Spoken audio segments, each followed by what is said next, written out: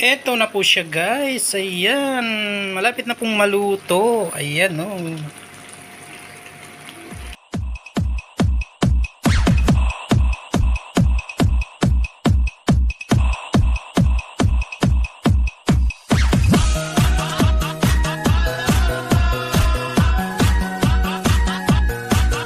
Hello mga kalito. Andito na naman po si Lito Ramirez Vlogs. Ayan. Mega love shoutout po sa lahat.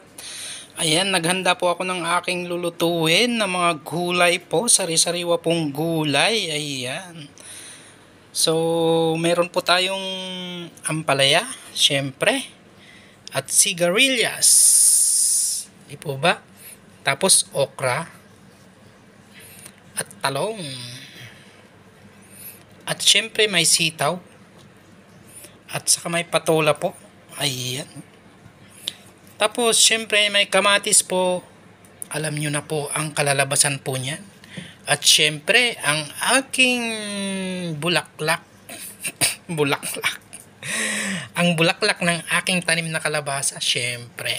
Ayan. At mga ricados po natin. Ayan po. Luya, bawang at saka sibuyas po. At yung panahog po natin. Syempre, piniritong ulo ng bangus. Ayan po. Napakasarap po niyan. Grabe. Ayan. Kaya umpisa na po nating lulutuhin guys. Ang ating pakbet na mga gulay. Ayan po. So bago po ang lahat, mega love shoutout po sa lahat po ng mga kumakain po ng gulay dyan na masustansya. Syempre, di po ba? Ayan. At saka mega love shoutout na rin po sa lahat po ng sumusuporta po sa aking YouTube channel, Lito Ramirez Vlogs. Ayan po. So, please like, share, and subscribe. Lito Ramirez Vlogs.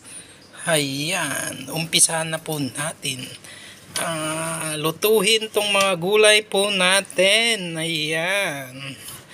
Napakasarap po niyan. Ayan. Ayan, thank you so much and bye-bye. Love you all guys. Thank you for watching.